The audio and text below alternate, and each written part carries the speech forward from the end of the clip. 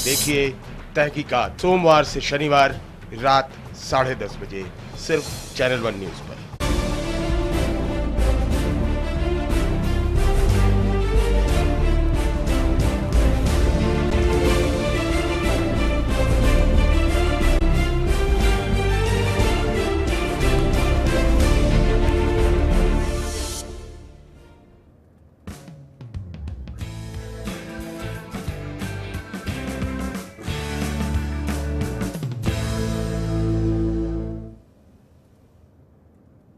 नमस्कार, मैं हूं नेहा माहेश्वरी और आप देख रहे हैं न्यूज लाइन। एफडीआई और महंगाई के मुद्दे पर संसद का पूरा मानसून सत्र पानी में बह गया था और अब संसद का शीतकालीन सत्र भी कुछ इसी राह पर बढ़ता दिखाई दे रहा है। करीब 3 महीने के बाद सदन का नया सत्र जब शुरू हुआ तो माहौल देखकर लगा मानो ये मानसून सत्र के ही अगले दिन की कार्रवाई है और तब से ये सिलसिला बदस्तूर ऐसे ही जारी है। विपक्ष और सरकार के बीच के गतिरोध से यह साफ हो गया है कि आने वाले 1 महीने के दौरान संसद में तल्खी बनी रहेगी।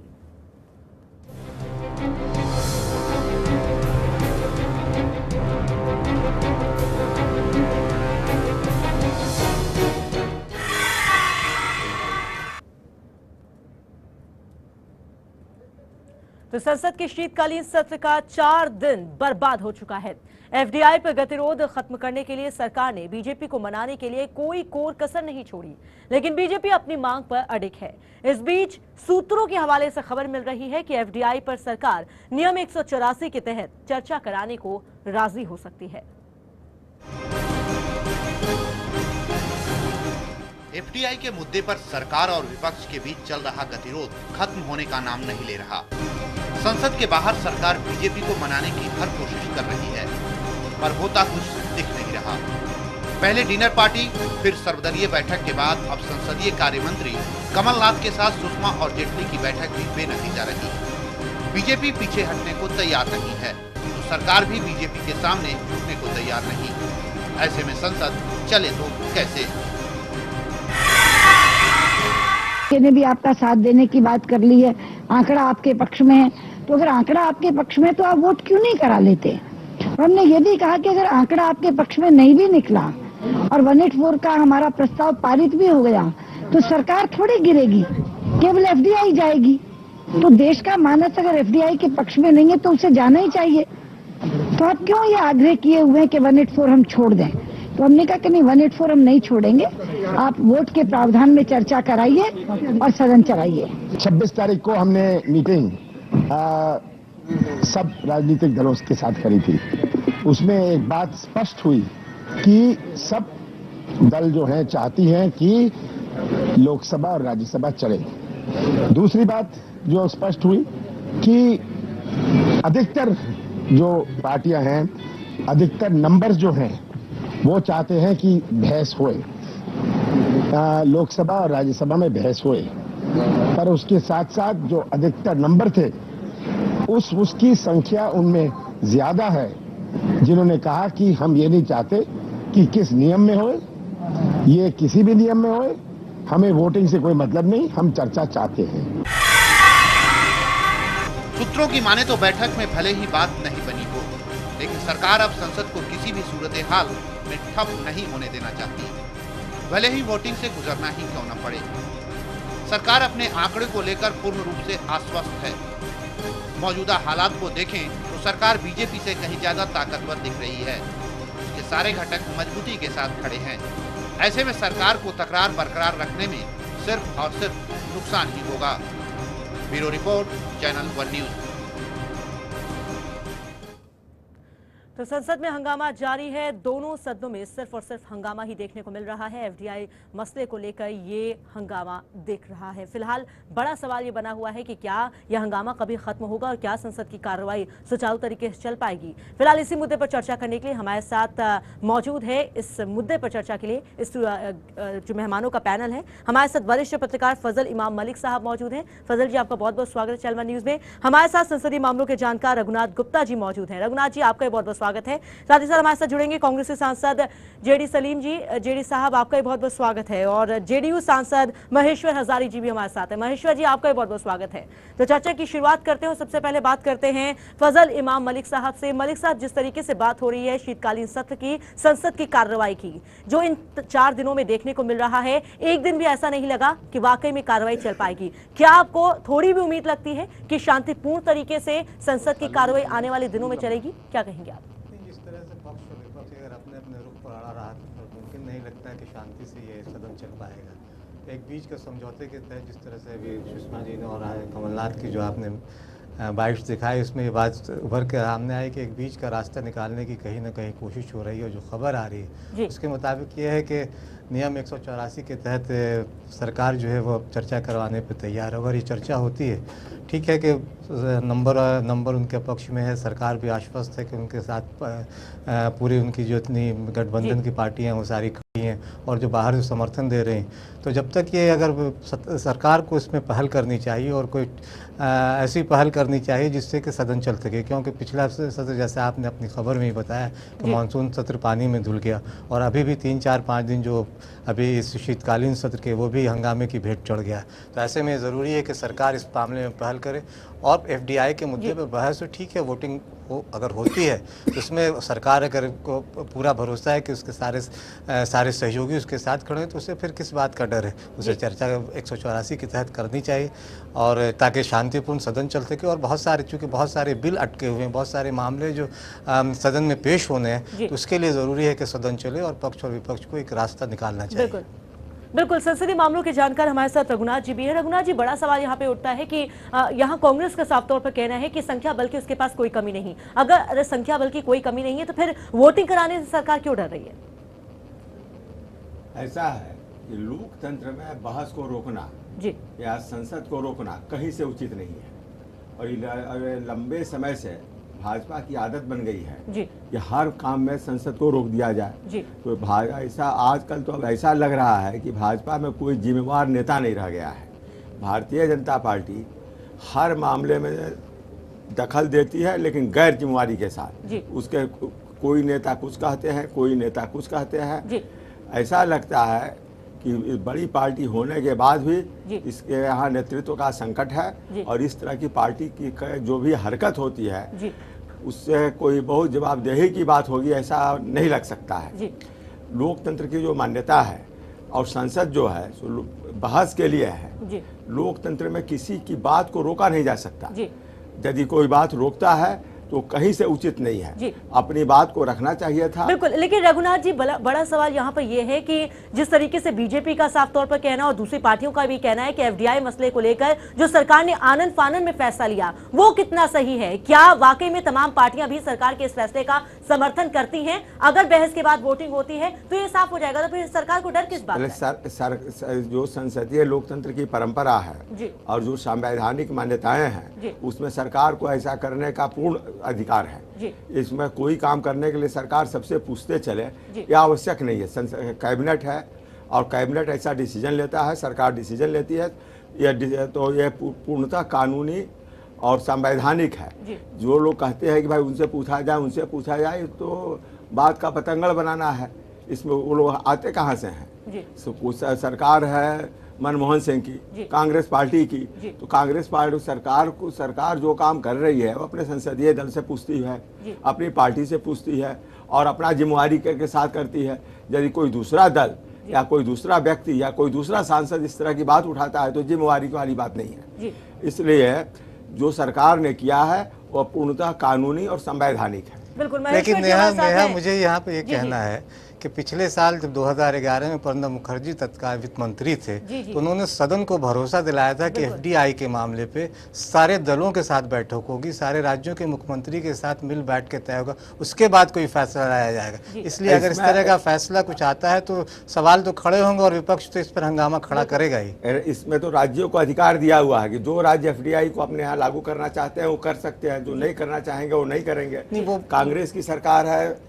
बहस का मुद्दा था, बहस का मुद्दा ये था कि सारे दलों से पहले विचार विमर्श किया जाए। वो विचार विमर्श सरकार ने किया नहीं और आनन फानन में FDI ला दिया। मामला ये था कि सदन में उन्होंने भरोसा दिलाया था कि FDI पे सारे सरकार से, सारे विपक्ष के साथ साथ सारे दलों से बातचीत होगी और सारे राज्यों के मुख्यमंत्रियों से ये भरोसा दिलाया था। इनका विपक्ष का मानना है कि सरकार ने इस भरोसे को तोड़ा। बिल्कुल जाहिर सी बात है, इस भरोसे को तोड़ा है और यही वजह है कि अब विपक्ष अपनी बात पर अडिग है कि 184 इस नियम के तहत ना सिर्फ बहस हो बल्कि वोटिंग भी हो और पूरी जो स्थिति है वो साफ हो जाएगी। हमारे साथ जेडी सीलम जी बने हुए हैं, कांग्रेस से सांसद हैं। जेडी साहब, जो चर्चा चल रही है वो आपने सुनी होगी। बड़ा सवाल यहाँ पर यह है कि ये भरोसा तोड़ा है कांग्रेस ने। अब जब वक्त है कि किस तरह संसद की कार्रवाई चल सके तो बीजेपी अपनी बात पर अडिग है, विपक्ष अपनी बात पर अडिग है और साथ ही साथ कांग्रेस अपनी बात पर अडिग है। क्या कोई बीच का हल निकालने में सरकार कामयाब हो पाई है? कैसे चलेगी संसद की कार्रवाई? नेहा जी, आपको नमस्कार और फजल भाई, रघुनाथ जी और महेश्वर जी, आपको भी प्रणाम जी। मैं दो चीज आपको स्पष्ट करना प्रयास करता हूं, क्योंकि एक मुद्दा उठा गया, वो बात पे पीछे गया, वो ठीक नहीं है। जो भी स्टेट, सभी स्टेट से माननीय कॉमर्स मिनिस्टर शर्मा जी ने टीवी पे आके ओपनली बात किया। हमने 2-3 महीने स्टेट या दूसरा स्टेक होल्डर्स, वो मतलब इंडस्ट्रीज एसोसिएशंस और स्टेट्स में जो डिफरेंट किसान एसोसिएशंस है और दूसरा जो इनका संबंधित जो भी संघ है उनसे चर्चा किया। उनसे देखिए, ये कॉन्करेंस नहीं है, कंसल्टेशंस, ये स्टेट से सभी दल का कॉन्करेंस चाहिए। ये प्रजातंत्र में गणित ये नहीं होगा, क्योंकि ये आप रघुनाथ जी ने ठीक कहा, हमारा एक दूसरा परंपरा नहीं उठना चाहते हैं। एग्जीक्यूटिव डिसीजन एक है, लेजिस्लेचर का एक है और जुडिशियरी का एक है और आपका पत्रकार का एक है। जेडी साहब, ये परंपरा शुरू ना की जाए, ये बात आपकी बिल्कुल सही है, लेकिन इसकी शुरुआत तो आपकी तरफ से ही की गई। प्रणब मुखर्जी ने आश्वासन दिया कि वो कॉन्फिडेंस मिलेगी तमाम जो सांसद हैं, तमाम जो मुख्यमंत्री हैं अलग अलग राज्यों के। तो ये बात फिर क्यों कही प्रणब मुखर्जी ने और क्यों ने कॉन्फिडेंस में नहीं लिया गया? क्यों आनन फानन में ये फैसला ले लिया गया? नेहा जी कंसल्टेशंस किया गया, उधर कंसेंसस के डेवलप किया, यूनानिमिटी नहीं कर सकते हैं। कंसेंसस सबका, जो भी स्टेट लागू करना चाहते हैं उनको फ्रीडम होना चाहिए। जो भी मेरे स्टेट में नहीं लागू करने के लिए आपका अधिकार नहीं है, ये भी मानना पड़ेगा। करीब 11 स्टेट्स में हम अमल करेंगे बोल के उनका उच्चकत है, वो इष्ट प्रकार उनका वो कंसेंट दिया गया। सीलम भाई, केरल के मुख्यमंत्री हैं कांग्रेस के, उन्होंने क्यों इनकार किया इससे?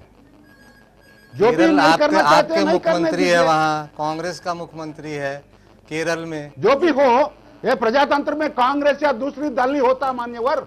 ये तो दूसरा है, लेकिन प्रजातंत्र में पार्टी आपने जो कहा कि सारे दलों को ये कंसेंसस किया गया, लेकिन ऐसा हुआ नहीं। चूंकि घोटालों की चर्चा इतनी हो रही थी कोल मुद्दों पे, उसको शायद बचाने के लिए एक आर्थिक पहल जिसको आप लोग कह रहे थे, उसकी वजह से आनन फानन FDI का मुद्दा ले आया गया। वो जो भ्रष्टाचार का मुद्दा था वो कहीं गौन हो गया और FDI गलत है मान्यवर। मैं आपसे निवेदन करना चाहता हूं, इस देश में कुछ प्रगति का विकास के लिए ये सिलसिला शुरू किया। मैं मानता हूं कुछ इधर उधर गलत हुआ, उसको सजा दे रहा है कानूनी तरफ से। कांग्रेस का ये कहना है हमको प्रगति चाहिए, हमको करप्शन नहीं चाहिए। कौन लाया लोकपाल बिल? कौन लाया? ये इंफॉर्मेशन एक्ट ही आप सबको माहिती मिल रहा है। इसलिए जो आम आदमी भी आज जाके कोई कार्यालय से ये पत्र वो पत्र जानकारी लेने के लिए आज उनको ताकत मिल रहा है। कौन दिया वो ताकत? कांग्रेस पार्टी ने दिया, कांग्रेस का सरकार ने दिया, यूपीए सरकार ने दिया। आप ये मत मानिए हम करप्शन के खिलाफ है, लेकिन साहब आम आदमी तो आपका ले गए केजरीवाल जी। आप किस आम आदमी की बात कर रहे हैं? वो तो केजरीवाल जी ले गए। भाई छोड़िए, बिल्कुल। चलिए सीलम साहब, यहाँ आपको रोकना चाहूंगे। हमारे साथ चैनल 1 न्यूज के एडिटर यूसुफ अंसारी जी जुड़ गए हैं। यूसुफ जी, बात हो रही है यहाँ पर कि जिस तरीके से एक नए प्रचलन की शुरुआत नहीं करना चाहती कांग्रेस, इस वजह से वो वोटिंग नहीं करा रही, लेकिन वो दूसरी तरफ सवाल ये उठता है कि खुद यहाँ पर आश्वासन, खुद ये भरोसा प्रणब मुखर्जी ने दिया था कि वो कॉन्फ्रेंस में लेकर एफडीआई को लेकर उस पर फैसला लेगी, लेकिन ऐसा नहीं हुआ। अब जब यहाँ बीजेपी अपनी मांग पर अडिग है तो फिर डर किस बात का है कांग्रेस को? देखिए नेहा, ये बात आपने बिल्कुल सही कही कि कांग्रेस एक नई परंपरा की शुरुआत नहीं करना चाहती है 184 के तहत चर्चा करा के, लेकिन एक नई परंपरा की शुरुआत कांग्रेस ऑलरेडी कर चुकी है। जब प्रणब मुखर्जी ने, जब वित्त मंत्री वो थे, उन्होंने भरोसा दिया था कि सदन के अंदर इस पर चर्चा कराई जाएगी, संसद के अंदर चर्चा कराई जाएगी, आम सहमति बनाई जाएगी, उसके बाद एफडीआई पर कोई फैसला किया जाएगा।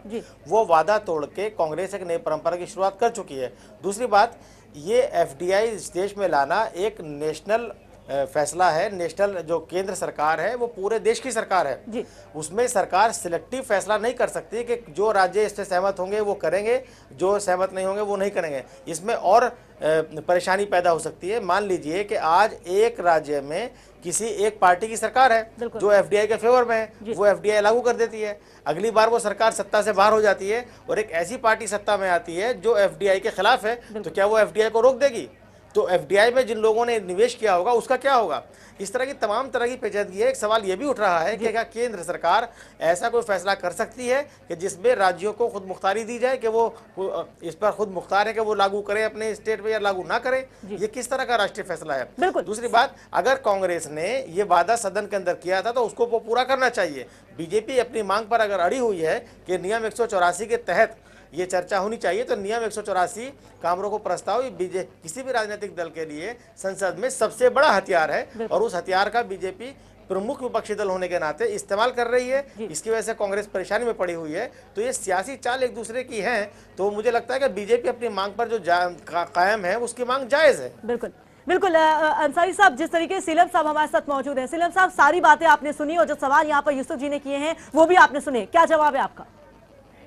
यूसुफ जी, मैं देखिए, एग्जीक्यूटिव डिसीजन को बार बार वोटिंग में लाना, यदि कैबिनेट कुछ निर्णय लेता है उसको वोटिंग में हाँ ना कहना, इस पॉलिटिकल एनवायरनमेंट में ठीक या ना हाँ, ये आपका ऊपर है, क्योंकि संविधान में प्रोविजन है। संविधान में प्रोविजन के होते हुए भी इस्तेमाल करना, बार बार इस्तेमाल करना, वो तो इस सेलम जी ये बार-बार इस्तेमाल करने की बात नहीं है। नंबर 2, सवाल ये है कि एक वादा के बारे में आपने बोल दिया, सदन के अंदर कोई वादा करती है और बाद में उस वादे के खिलाफ जाकर एक यूनिलेटरल डिसीजन लेती है, उस पर आम चर्चा नहीं कराती है, तो ये क्लियर कट एक तरह से जो सदन की अवमानना है। सदन की अवमानना। देखिए, यूनिलेटरल नहीं है, सभी से चर्चा किया गया, स्टेट गवर्नमेंट को बुला के चर्चा किया, ये खुद आनंद शर्मा जी ने बताया।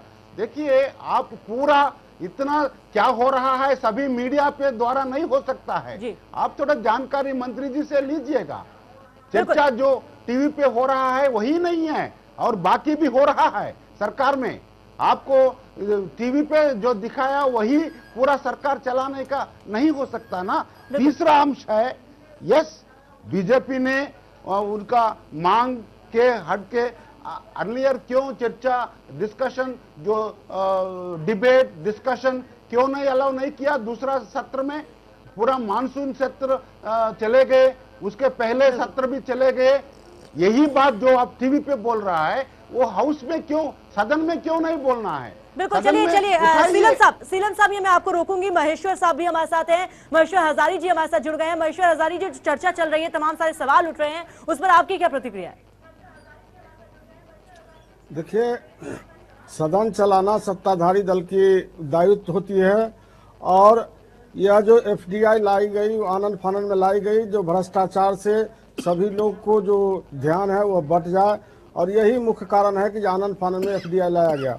और एफडीआई आम जो खुदरा विक्रेता है वह उसके हित में नहीं है, देश के हित में नहीं है, गरीब राज्यों के हित में नहीं है, इसलिए एफडीआई नहीं लाना चाहिए। जिस तरह से कांग्रेस को अभी 4 दिन हम लोगों का सदन चला, कांग्रेस पहले से यदि सभी विपक्षी पार्टी के बैठ करके उनको विश्वास में लेकर के सभी बात पर राय सहमत करके यदि चलाती सदन, तो आज सदन चलता।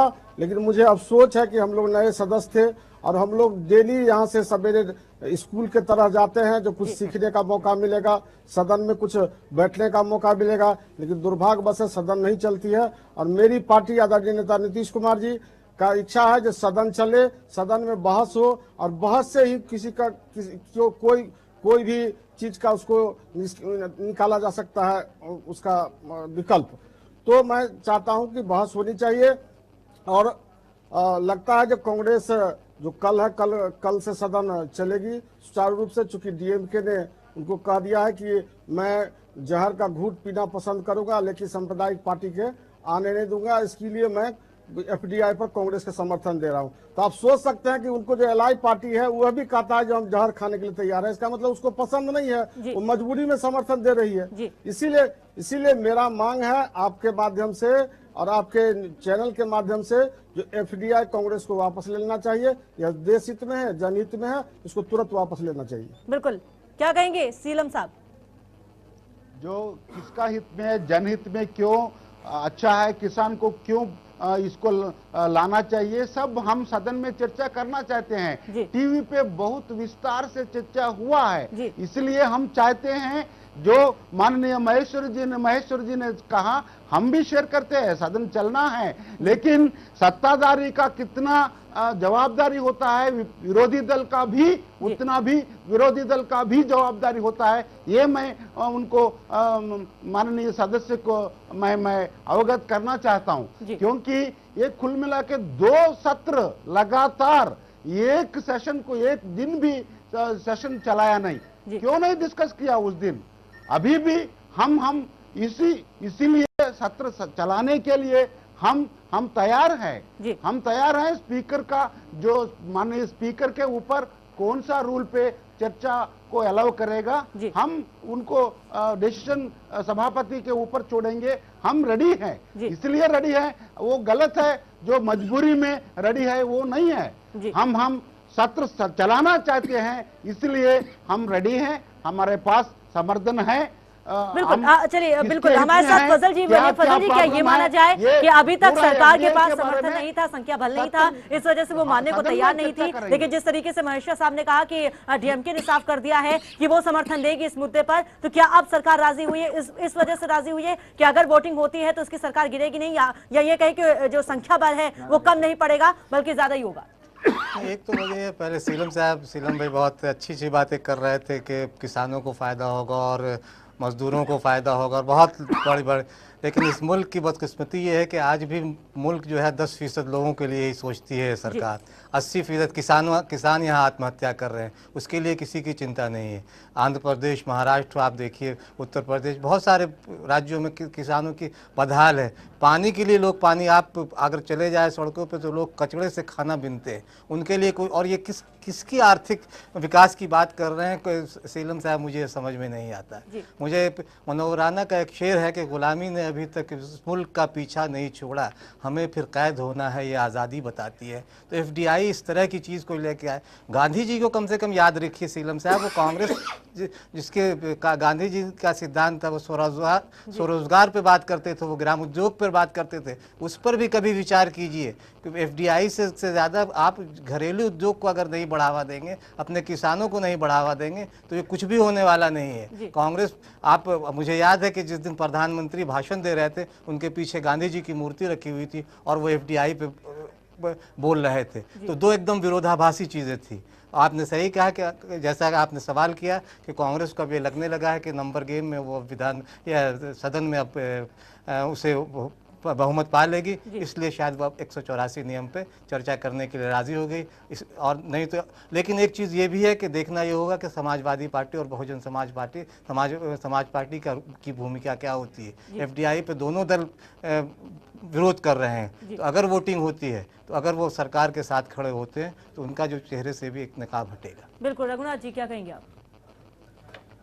अब तो जो होना था सो हो गया। बहुत दिन तक सदन की कार्रवाई नहीं चल पाई, लेकिन अब जो है सो जो नए संसदीय कार्य मंत्री हैं कमलनाथ जी और विपक्ष के नेता सुषमा स्वराज, इन लोगों के बीच में बातें हुई हैं और इन बातों से लगता है कि अब शुभ होगा, इस पर चर्चा हो जाएगी और पार्लियामेंट चलेगा। तो आज तो हम लोग देश की जनता यही चाहती है कि संसद चले और संसद चलने की तरफ एक FDI पर बहस एक कारगर कदम होगा और यह जो है सो स्वागत योग्य होना चाहिए। मैं इस पर एक बात और कहना चाहूँगा कि ऐसे तो संसद को बहुत बातों पर हमारे मित्र ने कहा कि गरीबी और बेकारी पर भी चर्चा होनी चाहिए और महात्मा गांधी के बारे में चर्चा होनी चाहिए। ये सही है कि होनी चाहिए, लेकिन सिर्फ चर्चा से ही देश नहीं चलता है, देश काम से चलता है और काम को करने के लिए सरकार को भी वक्त चाहिए। मैं कोई सरकार का पक्षधर नहीं हूँ, मैं स्वतंत्र विचार का आजकल आदमी हूँ, लेकिन मैं जरूर चाहता हूँ कि संसद चले, संसद में देश की समस्याओं की चर्चा हो और चर्चा के दौरान जो गतिरोध उत्पन्न हो गया है उसको समाप्त किया जाए और समाप्त करने का एक रास्ता खुला है जिसका स्वागत सब लोगों के द्वारा किया जाना चाहिए। बिल्कुल। महेश्वर जी, आपकी राय? नहीं, सदन चलनी चाहिए, मुझे भी है, मेरा नेता भी चाहता है, हमारे आदरणीय नेता शरद यादव जी, नीतीश जी भी चाहते हैं कि सदन चले, बहस होनी चाहिए। लेकिन बहस किस 193 में होनी चाहिए, 184 में होनी चाहिए? यदि कांग्रेस कहती है कि मेरे पास बहुमत का अंक प्राप्त है, तो फिर 184 में क्यों नहीं बहस करा रही है? मुझे तो आश्चर्य लग रहा है कि 4 दिन से सदन नहीं चल रहा है। बिल्कुल। तो सदन चलनी चाहिए, 184 में ही चलावे। स्पीकर पर यदि बात है तो स्पीकर चूंकि सत्ताधारी दल की होती है, तो सत्ताधारी दल जो इंस्ट्रक्शन देगा उसी के अनुसार स्पीकर ही फैसला लेगी। बिल्कुल। तो 184 में ही बहस होगी। आदरणीय सुषमा जी ने बोली है आज, जो 184 में भी सरकार नहीं गिरेगी, FDI बिल गिर जाएगी, सरकार नहीं गिरेगी। तो 184 में बहस कराना चाहिए। मुझे मानना है कि बहस से ही कोई परिणाम निकल सकता है और सदन में जब बहस होगी तो परिणाम अपने आप निकलेगा, तो क्या होना चाहिए क्या नहीं होना चाहिए। देश के पूरे देश की इतनी बड़ी देश है, प्रजातंत्र देश है, इसमें जनता हर जगह से सांसद चुनाव जीत के आते हैं, अपनी अपनी बातें रखेंगे, उसी के आधार पर सत्ताधारी दल को फैसला लेना चाहिए। महेश्वर जी, जिस तरीके से 184 के तहत बहस की मांग और साथ ही साथ वोटिंग की मांग बीजेपी इसलिए करना चाहती है कि दूध का दूध और पानी का पानी हो जाए। FDI निवेश मामले को लेकर तमाम पार्टियां क्या सोचती हैं? सरकार ने तो अपने फैसले को थोप दिया, लेकिन यहाँ तमाम पार्टियां और तमाम सांसद क्या सोचते हैं वो हकीकत सामने आ पाए। जब संख्या बल का यहाँ पर कह सकते हैं, सीधी लैंग्वेज में अगर बोला जाए तो जुगाड़ अगर सरकार ने कर लिया तो वो राजी हो गए 184 के तहत वोटिंग कराने के लिए। अगर यहाँ पर वोटिंग होती है और बहुमत मिल जाता है, फिर क्या कदम होगा विपक्ष का, क्या कहेंगे आप? नहीं, तो वोटिंग होगी तो यदि गिरेगा तो FDI वापस होगा, नहीं गिरेगा तो सदन जिस तरह से चल रही है चलेगी। जी, मेरा विश्वास है कि सदन चलना चाहिए, सदन में बहस होनी चाहिए, हर बातों पर बहस होनी चाहिए जिससे कि कोई भी परिणाम उसका निकले उसमें। लेकिन बहस नहीं होती है, सदन जब नहीं चलती है, हम लोग डेली जाते हैं फिर वापस चले आते हैं, तो बड़ी दुख होती है। वहाँ के हमारे जो जनता है जो हमको चुनाव जिता के भेजी है यहाँ पर हम क्षेत्र की समस्या उठाने के लिए, क्षेत्र के विकास की बात करने के लिए, जब हम कुछ नहीं करेंगे तो फिर हम क्षेत्र में क्या जाकर वहाँ जवाब देंगे आम जनता के बीच में। इसीलिए सदन चलनी चाहिए और सदन में बहस होनी चाहिए। बिल्कुल, बहुत सही महेश्वर जी आपने कहा। वाकई में संसद में जिस तरीके से बहस, जो बात कही आपने, बहस होनी चाहिए क्योंकि बहुत महत्वपूर्ण ऐसे मुद्दे होते हैं जो संसद में ही उठाए जा सकते हैं, और जब उन मुद्दों को लेकर चर्चा होगी, बहस होगी और उस पर कोई हल निकलेगा, उसका फायदा लोगों को मिल पाएगा। हमारे साथ लगातार यूसुफ जी बने हुए। यूसुफ जी, क्या आपको वाकई में लगता है कि अगर वोटिंग होती है, चाहे वो वोटिंग अभी क्लियर नहीं किया गया है कि वोटिंग कैसे होगी और किस प्रकार की होगी, लेकिन अगर वोटिंग होती है और बहुमत सरकार को मिल जाता है तो क्या बीजेपी वाकई में शांत हो जाएगी और सही तरीके से संसद की कार्रवाई चल पाएगी, या ये हो हंगामा आगे भी जारी रहेगा? देखिए नेहा, जो बहस पर सवाल अटका हुआ है कि बहस किस नियम के तहत हो, काम रोको प्रस्ताव वो 184 के तहत हो या 193 के तहत हो। 184 में वोटिंग होगी, वोटिंग में अगर सरकार बहुमत पा जाती है, जिसका कि ऐसा लगता है कि पिछले 3-4 दिनों में जुगाड़ कर लिया है सरकार ने, तो बीजेपी के पास खामोश होने के अलावा दूसरा चारा नहीं रहेगा। जहाँ तक FDI का सवाल है तो बीजेपी को FDI पर शुरू से एतराज नहीं रहा है, बल्कि रिटेल सेक्टर में FDI आने का जो पहला प्रस्ताव था वो NDA गवर्नमेंट के ज़माने में आया था। वो कितना उसके अंदर होना चाहिए, सिंगल ब्रांड में हो कि मल्टी ब्रांड में हो, इस पर लेकर के विवाद हो सकता है। और चूंकि बीजेपी अपोजिशन पार्टी है और कांग्रेस ने एक जो तय सहमति थी उसको अलग हटके फैसला किया है, तो इसलिए भी शोर मचा रही है। जहां तक बहस के बाद संसद का सुचारू रूप से चलने का सवाल है, तो पिछले सेशन में तो एफडीआई का मसला नहीं था, पिछले सेशन में कोलगेट था, उस पर संसद एक दिन नहीं चल पाई। तो इस बात की संभावना कम, अभी तक कुछ कह नहीं सकते हैं कि वो 184 के तहत कांग्रेस या यूपीए सरकार बहस के लिए राजी हो ही जाएगी, क्योंकि उन्हें कहीं ना कहीं डाउट है। अगर मुलायम सिंह यादव और बीएसपी सड़क पर जाकर एफडीआई का विरोध कर रहे हैं, तो उनके लिए संसद में सरकार को इस मामले पर सपोर्ट करना उनके लिए कितना घातक हो सकता है, इसका भी वो अंदाजा लगाएंगे। उनके लिए आसान नहीं होगा कि सड़क पर वो विरोध करें और संसद के अंदर सपोर्ट करें। ये दुधारी तलवार इस तरह से नहीं चल सकती है। तो इसलिए जब तक सरकार को मुलायम सिंह की तरफ से, बीएसपी की तरफ से ये क्लियर कट भरोसा नहीं मिल जाता कि अगर वोटिंग होगी तो वो कांग्रेस सरकार का साथ देंगे और या सदन से गैर मौजूद रहेंगे, तब तक सरकार 184 के तहत बहस कराने के लिए राजी नहीं होगी। बिल्कुल। दूसरी बात, अगर वॉइस वोट से होती है तो वॉइस वोट का कोई मतलब नहीं है। जो ज्यादा चिल्ला के बोलेगा हाँ या ना, उसकी बात मानी जाएगी, और अक्सर वॉइस वोट सरकार के फेवर में जाता है। तो मुझे नहीं लगता है कि जब तक सरकार 184 के तहत मानेगी तब तक बीजेपी अपना स्टैंड नहीं छोड़ेगी। और अगर कांग्रेस को जरा भी डाउट होगा कि 184 के तहत अगर चर्चा कराई जाती है तो उसको बहुमत का जुगाड़ करने में दिक्कत होगी, तो कांग्रेस किसी भी सूरत में 184 नियम के तहत चर्चा कराने के लिए राजी नहीं होगी और ये संसद इसी तरह से अधर में लटका रहेगा। बिल्कुल बिल्कुल यूसुफ जी, ये तो वक्त आने पर साफ हो जाएगा क्या कुछ आने वाले वक्त में देखने को मिलता है, लेकिन सभी की नजर टिकी हुई है और सभी चाहते हैं कि संसद की कार्रवाई सुचारू तरीके से चल पाए, क्योंकि बहुत महत्वपूर्ण, कई महत्वपूर्ण जो बिल है वो लटके हुए हैं, ना उन पर चर्चा हो पा रही है, ना ही उन पर कोई फैसला लिया जा पा रहा है। फिलहाल यहाँ पर वक्त हो गया एक छोटे से ब्रेक का। ब्रेक के बाद जल्द हाजिर होते हैं, आप बने रहिए चैनल वन न्यूज के साथ।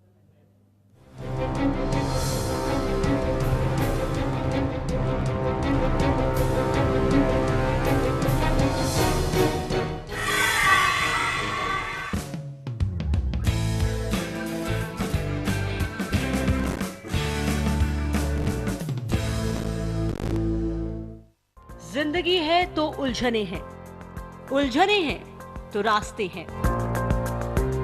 आप किस राह आगे बढ़ेगी, आपका भविष्य हो उज्जवल। देखिए हमारा खास कार्यक्रम करियर गाइड, सोमवार से शनिवार दोपहर 3:30 बजे सिर्फ चैनल वन न्यूज पर। PACL इंडिया लिमिटेड पेश करते हैं Pearls residency Mohali, Pearls city Mohali, Pearls royal garden Sehore, Pearls gateway Madurai, Pearls township Bathinda, Pearls Riviera Cochin, Pearls gateway tower Noida और Pearls corporate and W mall New Delhi. Projects of PACL India limited. PACL में ग्राहकों का हित सुरक्षित, कंपनी अपने दायित्वों का निर्वाह करने में पूर्णतः सक्षम। आधिकारिक तौर पर पुष्टि।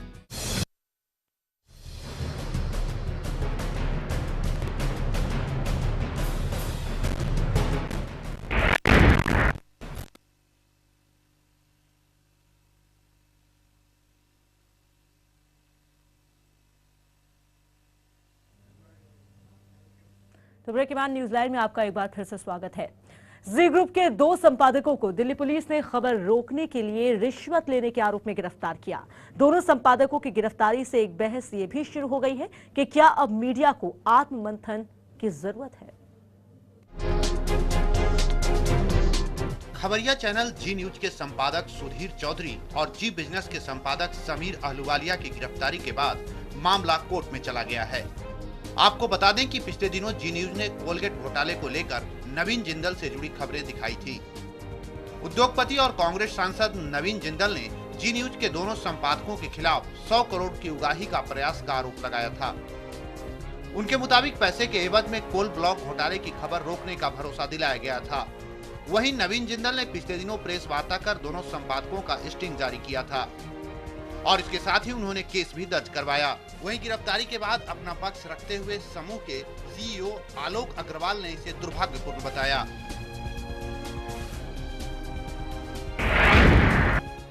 कहीं किसी ने ठान लिया है कि मीडिया को इंटिमिडेट किया जाए और उससे सिचुएशन को डिफ्लेक्ट किया जाए। कल 27 नवंबर 2012 को हमारे 2 एडिटर जी न्यूज़ के श्री सुधीर चौधरी और जी बिजनेस के श्री समीर अहलुवालिया को अरेस्ट कर लिया गया। जी न्यूज़ लिमिटेड जो कि एक प्रीमियम न्यूज़ नेटवर्क है और हमारे 8 चैनल्स हैं और हमारे सारे ही जर्नलिस्ट स्ट्रांगली कंडेम करते हैं ये जो अरेस्ट है ये इलीगल है और इन दोनों जर्नलिस्ट को तुरंत रिहा कर दिया जाए।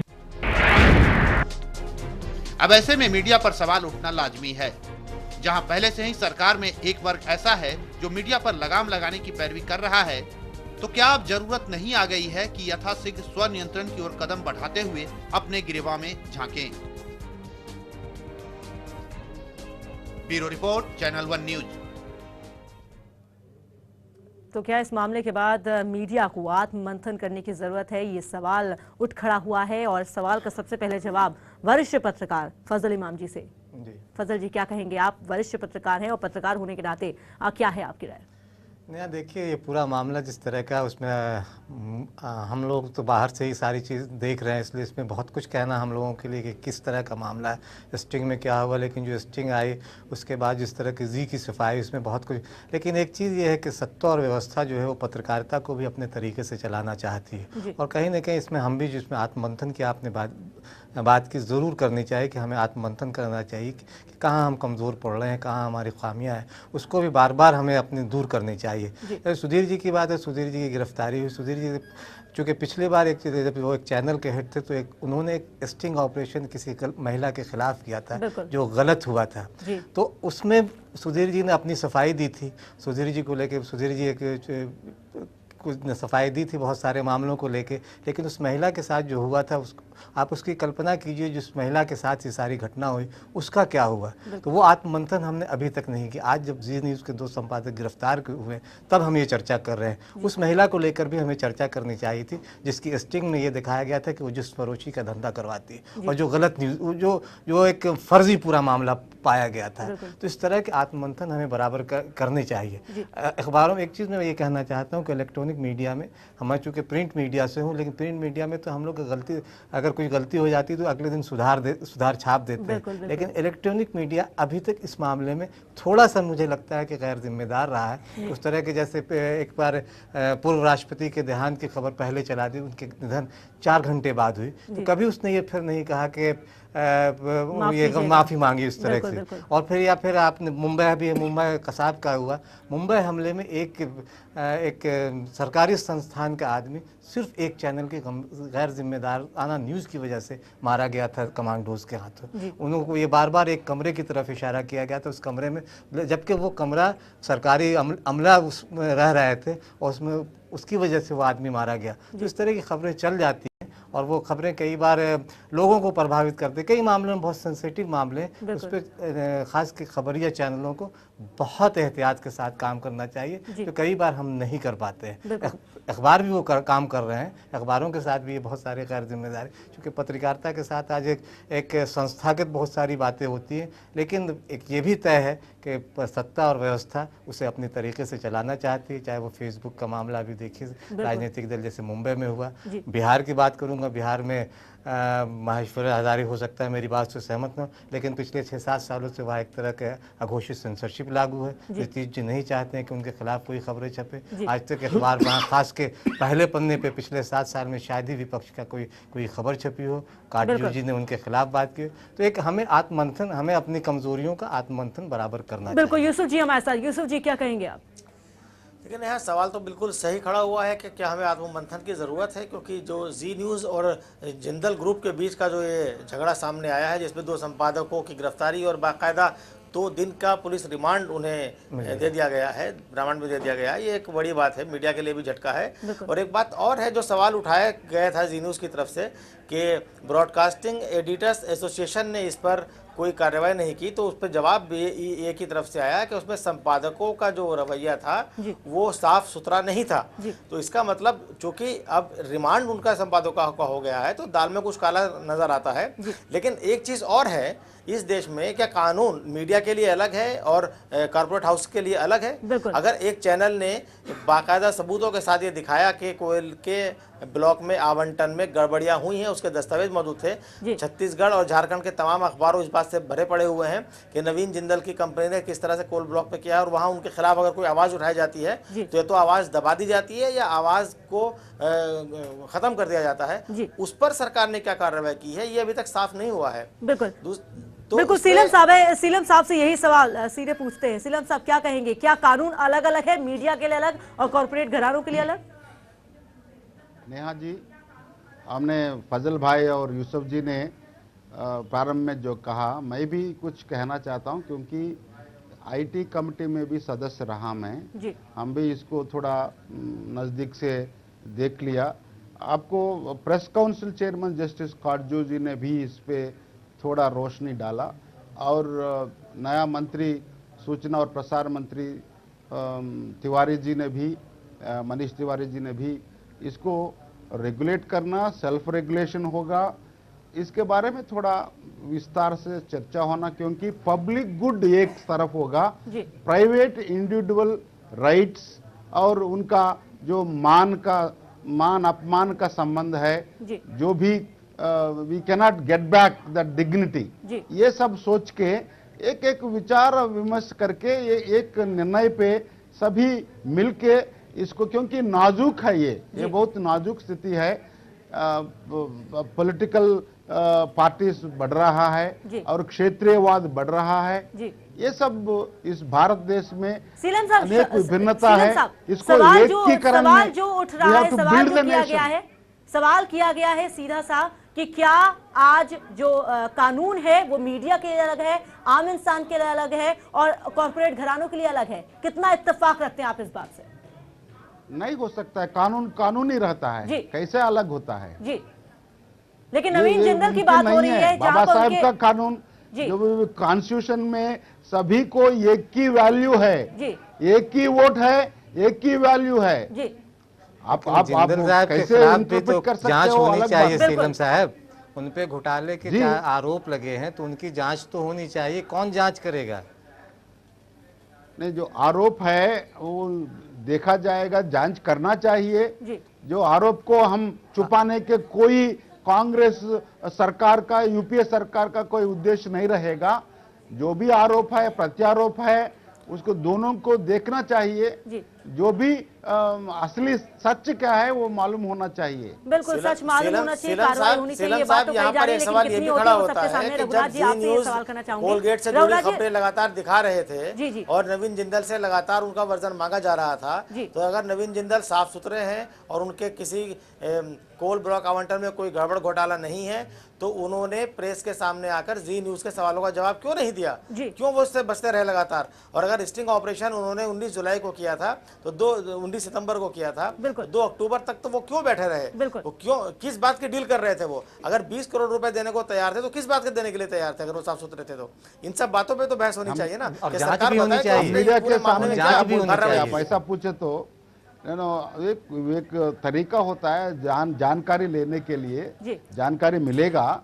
हम जज्बाती में कोई बात नहीं करना चाहिए। ये सीलम साहब सीधा सा सवाल है, सीलम साहब सीधा सवाल यहाँ पे ये उठ रहा है, जो बात उनकी तरफ से रखी भी गई है जी ग्रुप की तरफ से, कि जब ये पूरा मामला अगर 27 नवंबर का था तो इतना, माफ कीजिएगा, अक्टूबर का था, तो इतने वक्त क्यों लगा गिरफ्तारी होने में? इसके अलावा जो धाराओं के साथ छेड़छाड़ की गई है, ऐसा क्यों हुआ? जब सहयोग यहाँ पर दोनों संपादक कर रहे थे तो फिर ऐसा व्यवहार क्यों किया गया? क्या इसे ये माना जाए कि नवीन जिंदल के पास सत्ता की हनक है, क्या सत्ता की ताकत है, उसका दुरुपयोग किया जा रहा है, इस वजह से ये कार्रवाई की गई?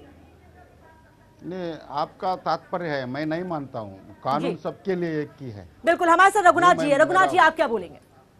पत्रकारिता लोकतंत्र के चौथा स्तंभ के रूप में मान्यता प्राप्त करता है जी। और अपने देश में पत्रकार आंदोलन गणेश शंकर विद्यार्थी से शुरू होता है जी। जो प्रभास जोशी तक आकर कब लगता है कि रुक गया है। बिल्कुल। और आज संपूर्ण पत्रकारिता के क्षेत्र में एक आत्ममंथन की जरूरत है। ये जो घटनाएं नवीन जिंदल की हुई है और जो मीडिया, इलेक्ट्रॉनिक मीडिया के लोगों के साथ हुई है और जो बातें चल रही है, इसकी जांच निश्चित रूप से होनी चाहिए। पत्रकारों के बारे में भी होनी चाहिए, नवीन जिंदल के बारे में भी होनी चाहिए, और सबसे अच्छा हो कि सुप्रीम कोर्ट के कोई जज जो वर्तमान में हो इसकी जांच करे, क्योंकि देश के लिए एक बहुत बड़ा खतरा उत्पन्न हो रहा है। जब मीडिया की स्वतंत्रता नहीं रहेगी और पत्रकारिता की स्वतंत्रता नहीं रहेगी और मीडिया और पत्रकारिता में कार्य धंधेबाज लोग भी जब शामिल होंगे तो ये देश के लिए खतरा है और इस खतरे का समाधान होना चाहिए, नहीं तो लोकतंत्र ही चरमरा जाएगा। और उस लोकतंत्र को ठीक करने के लिए सुप्रीम कोर्ट के कोई वर्तमान जज इसकी जांच करे और इसमें सरकार को पहल करना चाहिए। बिल्कुल जाहिर सी बात है। महेश्वर जी भी हमारे साथ है। महेश्वर जी, आपकी राय क्या है?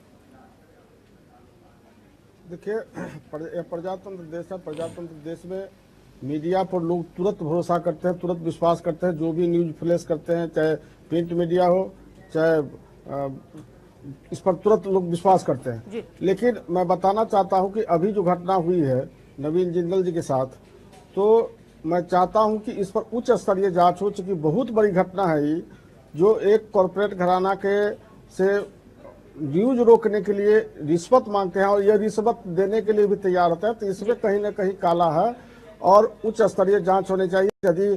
यदि दोषी जिंदल जी हैं तो उस पर भी कार्रवाई होनी चाहिए, यदि दोषी मीडिया के लोग हैं तो उस पर भी कार्रवाई होनी चाहिए। लेकिन आत्ममंथन होनी चाहिए। इस पर आत्ममंथन की समय आ गया है। नैतिकता की अभाव हो गई है इंसान को, और नैतिकता पर जो स्वार्थ है वो भारी पड़ रहा है।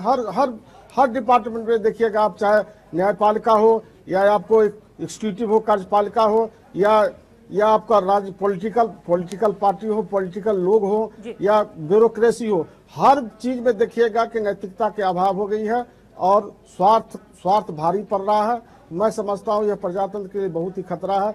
जहाँ जात पात और स्वार्थ जहाँ भारी पड़ता हो, तो मैं समझता हूँ कि ये प्रजातंत्र के लिए बहुत ही घातक है। इसलिए उच्च स्तरीय जांच होना चाहिए, निस्वार्थ भाव से जांच होनी चाहिए, और दूध का दूध और पानी का पानी उसका रिजल्ट होना चाहिए। बिल्कुल सही कहा कि पूरी जांच होनी चाहिए और जो दूध का दूध और पानी का पानी है, जो हकीकत है वो सबके सामने आनी चाहिए। लेकिन फजल जी, इस बीच एक बड़ा सवाल ये भी उठता है कि क्या ऐसे मामले सामने आने के बाद मीडिया, जो लोकतंत्र का चौथा स्तंभ कहा जाता है, क्या उसकी क्रेडिबिलिटी पर सवाल नहीं उठता? क्या अब जनता जो मीडिया पर भरोसा करती है, उसे उम्मीद है कि मीडिया सवाल उठाएगी, उसकी आवाज उठाएगी, उसके मुद्दे उठाएगी? आपको ये लगता है कि कहीं ना कहीं ऐसे मामलों से अब जनता भी सोचने पर मजबूर हो गई है? क्या उसे विश्वास करना चाहिए या नहीं? नहीं, थोड़ा बहुत तो जाहिर है कि लोग जो हैं इस तरह के मामले के बाद हम तमाम लोगों पर एक सवालिया निशान तो लग ही जाता है, और लोगों के मन में कई तरह के संशय भी उभरते हैं। मैं खास के चूँकि मैं बिहार की बार बार बात कर रहा हूँ कि पिछले 6-7 सालों में लोगों को जिस तरह से खबरें पढ़ने को मिलती रही है वहाँ, उससे उन्होंने एक ये तय कर लिया है कि वहाँ खबरें उस तरह से नहीं छापी जाती जिस तरह से छपनी चाहिए थी। बहुत सारे मामले आए। मैंने चूँकि कई शिक्षकों का कहना है, शिक्षकों की एक बड़ी रैली निकली थी वहाँ, लेकिन कहीं खबर नहीं छपी। वो कहते हैं कि किस तरह का अखबार है, किस तरह की प्रिंट मीडिया, किस तरह के लोग जो खबरें नहीं छापते। हमारी विश्वसनीयता जो है धीरे धीरे वो, चूँकि एक तो हम भी उसके लिए जिम्मेदार उतने ही हैं, चूँकि हमने उस विश्वसनीयता को कहीं कटघरे में खड़ा कर दिया। और जाहिर है कि इसकी कई वजह हो सकती हैं, कई बातें हो सकती हैं।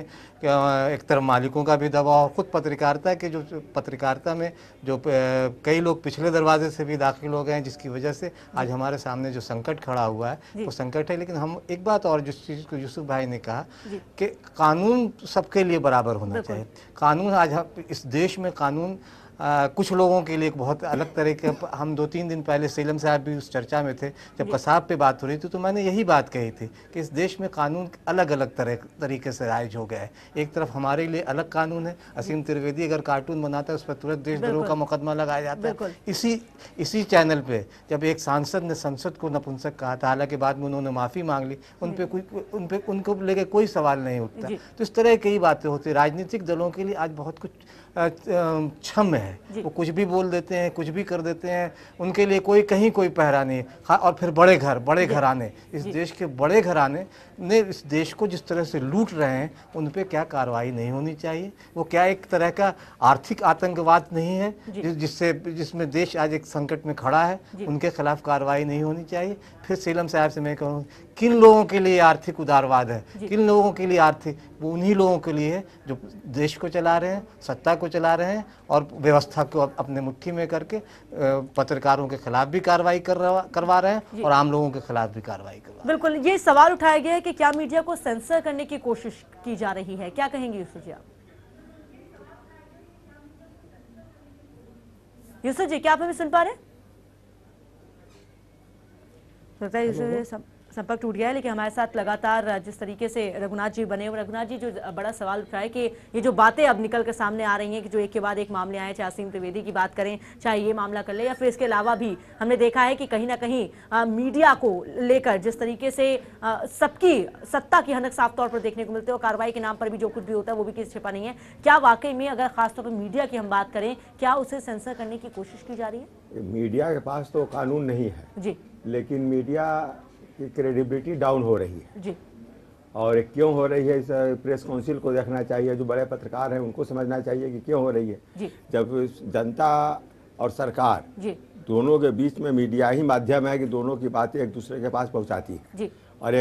और यह लोकतंत्र में एक बहुत बड़ा संगठन है और इस संगठन की विश्वसनीयता घटती जा रही है और यह न घटे इसके लिए पत्रकार लोगों की भी जिम्मेवारी है और सरकार की भी है, राजनीतिक लोगों की भी है।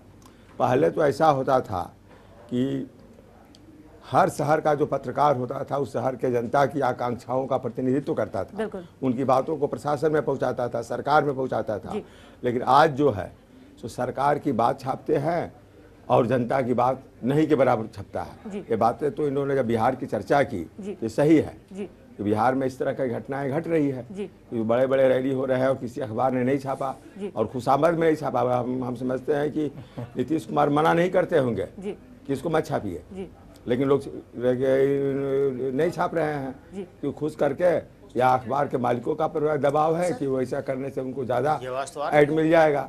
तो ये जो विश्वसनीयता घट रही है इस विश्वसनीयता को रोकना बहुत ही आवश्यक है और इसके लिए कारगर कदम उठाना चाहिए और जो वरिष्ठ पत्रकार लोग हैं इस देश के वो लोग जनता को विश्वास दिलाएं सामूहिक रूप से कि हम लोग इस तरह का काम करेंगे, नहीं तो एक विश्वसनीयता का घटना पत्रकारिता पर से बहुत खराब बात हो जाएगी। नेहा आप देख लीजिए कि चुनाव में जिस तरह के पेड न्यूज का जो सिलसिला उठा ये सारी उन सब चीज़ों की वजह से भी ये सारी जो खराबी आ रही है ना उसमें हम सवालों के घेरे में और जाहिर है कि हम जिनसे पैसे लेके न्यूज छापेंगे वो तो कल हमको उसी तरह से बर्ताव करेंगे। तो इस पे हमें बहुत अपने को खुद को आकलन करना होगा। बिल्कुल, यूसुफ जी हमारे साथ जुड़ गए। यूसुफ जी, जो धीरे धीरे देखा जाए तो मीडिया की चौथे स्तंभ की जो विश्वसनीयता गिर रही है, हम चर्चा भी कर रहे हैं तो ये बात निकल कर सामने है कि पहले की पत्रकारिता कुछ और थी, पहले के पत्रकार कुछ और थे और अब पत्रकारिता में बहुत अंतर आया है। इस बात से कितना इत्तेफाक रखते हैं?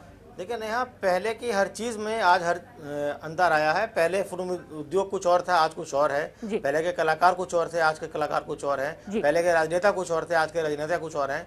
तो पत्रकारिता के क्षेत्र में भी इसी समाज से लोग आते हैं। अगर समाज में व्यापक तौर पे गिरावट आ रही है मूल्यों में तो जाहिर सी बात है वो पत्रकारिता के प्रोफेशन में भी वो गिरावट आई है, इसमें कोई नहीं है।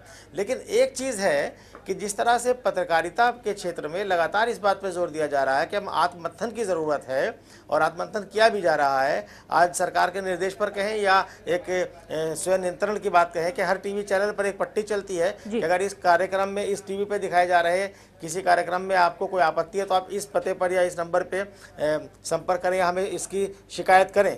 लेकिन क्या दूसरे क्षेत्र इस आत्ममंथन के लिए तैयार हैं? क्या कोई राजनीतिक पार्टी या कोई सत्ताधारी दल अपने आत्ममंथन के लिए तैयार हैं? ये सारे आत्ममंथन, सारे आत्मनियंत्रण और सारे कायदे कानून मीडिया और मीडिया में काम करने वालों पर ही लागू करेंगे। बिल्कुल। अगर कोई खबर चलाता है, कोई खबर छापता है तो अभी बड़ा आसान हो जाएगा कि आप उसके खिलाफ केस कर दीजिए कि साहब एक्सटॉर्शन कर रहा है।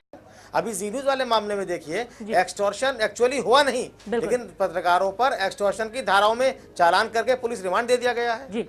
हम इस पहलू पर तो चर्चा कर सकते हैं। बिल्कुल, बिल्कुल। तो सवाल ये है कि गिरावट हर क्षेत्र में आई है।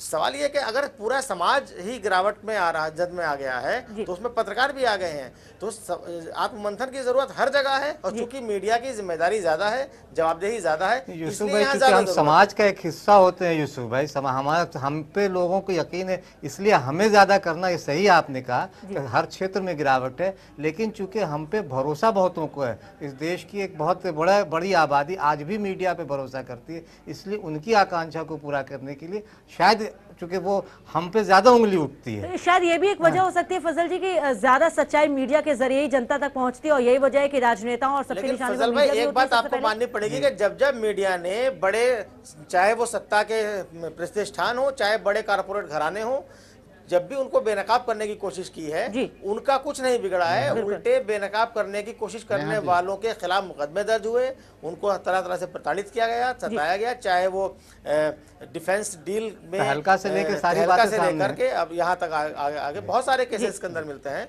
तो एक ये भी देखना पड़ेगा कि पत्रकारों को अपने हित साधने के लिए भी क्या, जैसे पहले यूनियन हुआ करती थी अलग अलग ऑर्गेनाइजेशन में, आज वो यूनियन का दौर खत्म हो गया है, लेकिन एक क्या पत्रकारों की एकजुटता उनकी सोशल सिक्योरिटी के लिए, उनके इस तरह के जब उनके ऊपर सत्ता अगर उनके ऊपर काबिज हो रही है या डरा धमका रही है, उससे निपटने के लिए एकजुटता की भी कहीं ना कहीं जरूरत है। यहाँ यूसुफ आपने बहुत अच्छी बात की, एकजुटता की बात पे मुझे आ रहा है, बिहार में जगन्नाथ मिश्रा ने प्रेस के लिए काला बिल लाया था।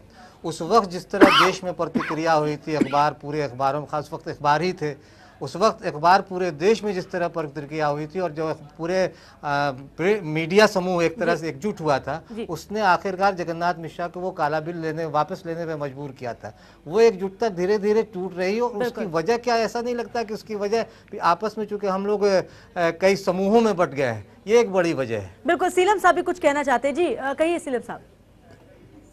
नहीं, मैं ये कहना चाहता हूँ, पत्रकार का जो भूमिका रही बहुत महत्वपूर्ण भूमिका है इस देश को इकट्ठा रखने में, इस देश में गरीबी निकालने में, इस देश ये एक सामाजिक आर्थिक परिवर्तन हो रहा है। 50 साल का भूमिका अलग है, अभी भूमिका अलग है।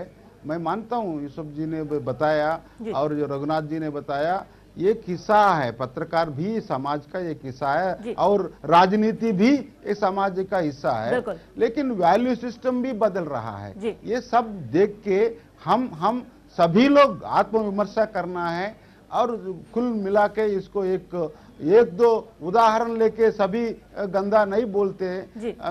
ये होता है, इसलिए हम एक आत्मविमर्श करना है। बिल्कुल बिल्कुल, सीलम साहब बिल्कुल सही कह रहे हैं आप कि समाज का हिस्सा पत्रकार भी हैं, लेकिन अगर पत्रकारों के खिलाफ, आम लोगों के खिलाफ अगर कानूनी कार्रवाई होती है, कानून है, तो वो नेताओं के खिलाफ भी होनी चाहिए, नेता भी उसमें शामिल होने चाहिए, लेकिन ऐसा होता दिखता नहीं है और जो पक्षपात है वो साफ तौर पर देखने को मिलता है। बहरहाल आप सभी मेहमानों का बहुत बहुत शुक्रिया इस चर्चा में शामिल होने के लिए, और जिस तरीके से हम बात कर रहे थे कि क्या मीडिया को आत्ममंथन करने की जरूरत है, ये बड़ा सवाल है और इस पर अब सोचना बेहद जरूरी भी है। तो इसी के साथ न्यूज लाइन में बस इतना ही, मुझे दीजिए इजाजत, नमस्कार।